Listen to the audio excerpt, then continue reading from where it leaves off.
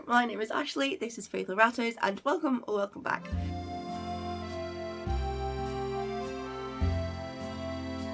So, as you can tell from the title of the video, today we are going to be talking about one of my pet peeves, and that is the no blood, no foul rule.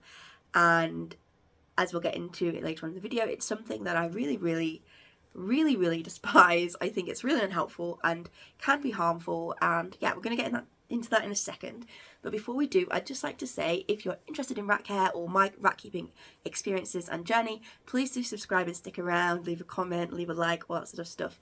It really helps me out. I also have the ability for you to join my channel as a member, so please do that if you are up for it. Obviously, if you're not, that's cool too. And yeah, so let's get into the topic at hand.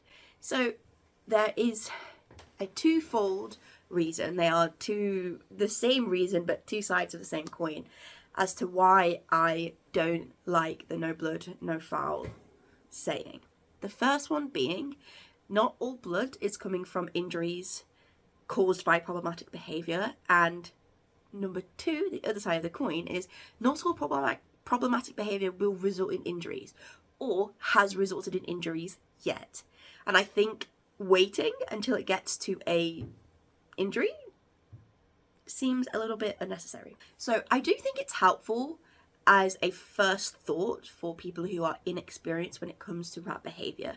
However, the reliance that we seem to have as a community, I'm talking internationally as well here, on this no blood, no foul, can cause us problems because it makes us less willing or less likely to go out and actually look at rat behaviour, look at different videos of rats interacting, and just dive deep into rat behaviour and rat body language and all those things. And I think that is super important and far more helpful and useful and good for us and our rats than just relying on if there's no blood, then they're fine, they can just fight.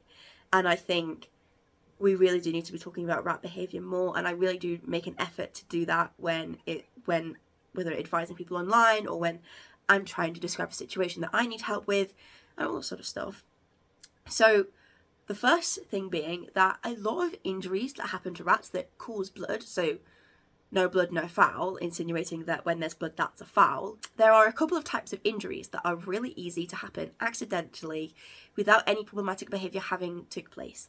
So these are nail tears and ear tears. These are really easy. The skin on the ear is incredibly thin, and nail tears, that can be really simple. And a lot of even tension slices that look really serious, the rats heal them really fast, even a lot of those can be caused by an accident in the cage or by a sharp claw and a cuddle pile. And I think seeing an issue there when there's probably not even an issue is causing unnecessary stress with you and your rats. And I think a lot of people think that an injury means that somebody must have caused it, and I don't think that's necessarily the case. And as I said, ears bleed very easily and a lot because of just the anatomy of the ear, and nails and toes bleed a lot as well. Those are really easy for them to injure. And so on that side of the coin, it's a really, I guess, wasteful thing to do, to have one of these injuries take place and then think that there's some sort of problematic behaviour going on. The other side of the coin being that not all problematic behaviour will cause injuries, and not all problematic behaviour will cause injuries yet. And the reason why I use that yet is because you may do something before that injury takes place.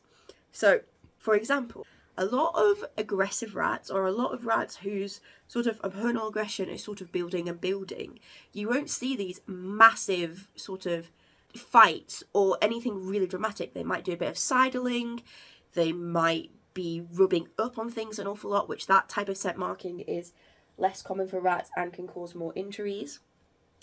Then other things like chasing and bullying and egging other rats on and all that sort of stuff, all those behaviours won't necessarily cause any injuries, but they are causing stress to the other rats in the group, and they do show a level of stress that is internal on that rat. And that is something that really does need to be addressed. Whether that is a shift in the group dynamics and reintros are required, or neuters, or just changing the groups around, that can be something that helps. And I don't think ignoring that behaviour when there's clear stress going on in the group just because of this no blood no foul rule is good. I think it's reductive, and I think that in general this no blood no foul leads to like a very reductive sort of thought process when it comes to rat behaviour, and I think we really need to get away from that because it's not helpful. And then a lot of people think that once there has been a quote-unquote foul or there is problematic behaviour, that there's nothing you can do about that, and that is totally far from the case. In a very, very high percentage of cases, when a rat is neutered or spayed, that behaviour goes away or diminishes very, very significantly. In some cases where it doesn't, then perhaps, yes, you'll have to rejig the groups, try them with different groups, or maybe even rehome them depending on how many rats you have. But that doesn't mean that it's something that we shouldn't try. And I see this recommendation a lot when it comes to outside of the UK. A lot of people recommending that if a rat bites once, that's it, it's over, it should be put to sleep on a behavioural basis without trying other things. And I think that's a problem. But I also think this notion that neutering doesn't do anything to help is really problematic as well. And it's not true. Like, neutering in almost all situations, if it doesn't resolve the problem entirely, it will help some, and most of the time it will help a great deal. So I think that's another problem that I have. I guess I just wanted to voice my issue that I have with the no blood no foul, and I'm really quite passionate on analysing our rats' behaviour and looking at body language and how they react to each other and things like that. One group that I find especially helpful when it comes to analysing rat behaviour, and one resource that I really like to use, is the Ratwise group.